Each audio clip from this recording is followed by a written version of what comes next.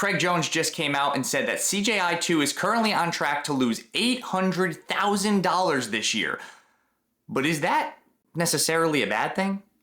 Guys, this is Sean with PDMA, and today we are talking all about CJI 2 and the apparent financial struggles that they're going through and what this could mean for the future of CJI and the future of professional grappling in general.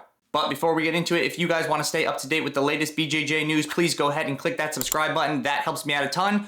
With all that out of the way, let's get into it. So to get started, let's take a look at what Craig actually said and separate the facts from some of the speculation that I've been seeing online. And so what Craig actually said was CJI 2 is on track to lose approximately $800,000 this year. He cites several reasons for that, and we're going to go ahead and get into that. But I think the important thing to know is the reason that number sounds so jarring. And that reason being that last year, CJI won.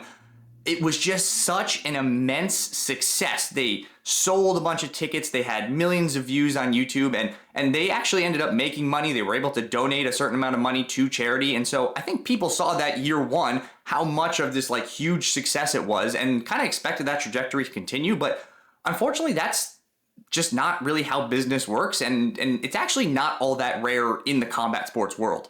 And Craig did come out and talk about some of the reasons that CJI 2 might not have had the same hype as CJI 1. I think the most notable that most people are probably thinking about is there's no direct competition with ADCC this year. You know, last year, the whole storyline for CJI 1 was we're going to beat out ADCC. We're going to do what ADCC can't do. And then obviously going so far as to host it on the same weekend as ADCC, that caught a lot of people's attention. And it really made people focus in on this new spectacle that is CJI. And I think when we go in and try to dissect CJI, it becomes pretty apparent why this costs so much money. I mean, above all else, CJI prides itself on being able to pay its grapplers more than any other organization. And not just to win. We're talking show money for these grapplers well above the industry standard. On top of that, you have production costs. You have to rent the arena. You have to pay a production crew. You have to pay your refs and your officials and the production staff of the event. And you can see how those costs will add up quickly. And I think there seems to be this kind of misconception out there that whoever these like mystery investors that Craig has invested into this are giving him a blank check with unlimited money, but that is just not the case. Whenever you have somebody investing into your company or investing into your product, they're giving you a set amount of money and they're expecting a certain return on that money.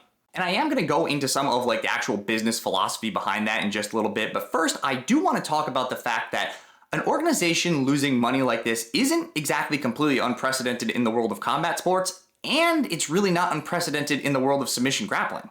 And some of you might be familiar with an organization called Metamoris. If you're not familiar, Metamoris was founded in 2012 by Halleck Gracie and basically promised to be what CJI currently is. They wanted to be a Brazilian Jiu-Jitsu competition that was this massive spectacle and brought in some of the best names in the world, and when they started, that's exactly what they did. Unfortunately though, shortly after its founding, several of the grapplers came out and said that they weren't actually paid what they were promised by the organization, and some of the grapplers came out and said that they weren't paid at all. And unfortunately, this issue wasn't just with the grapplers. There were members of the production staff that actually came out and said the same thing.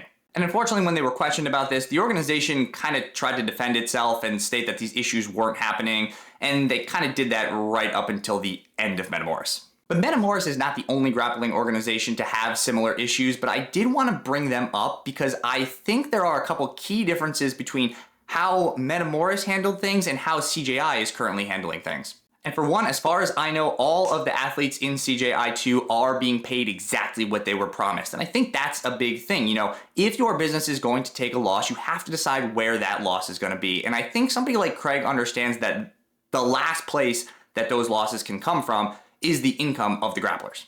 And I also think it says a lot about Craig that he came out and said, hey, we are $800,000 in the hole.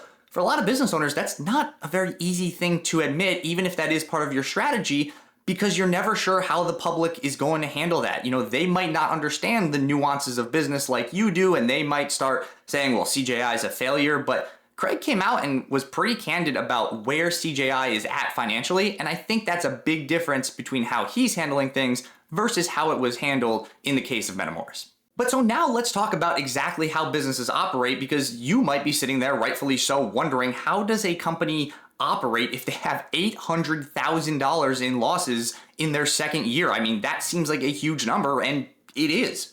And so in my day-to-day job, when I'm not sitting here talking to a camera, making videos for YouTube, I actually work with a lot of small businesses and specifically a lot of startup businesses. And a lot of those businesses operate off of investments from either independent investors, venture capital, or any number of places that an investment can come from. And that's, from what I understand, where Craig is getting most of his money. And I think what most people, probably rightfully so, don't realize, it is super common for businesses to not make any money and operate at a loss for their first several years of business before they turn profitable, especially when they're dealing with big investors. Actually, a lot of times when you go and pitch a business to an investor, you tell them like, hey, we have a path to profitability and that path is 5 years. And that's why we need your money to help us get through those 5 years. And then we're going to make a bunch of money and we're going to give it back to you.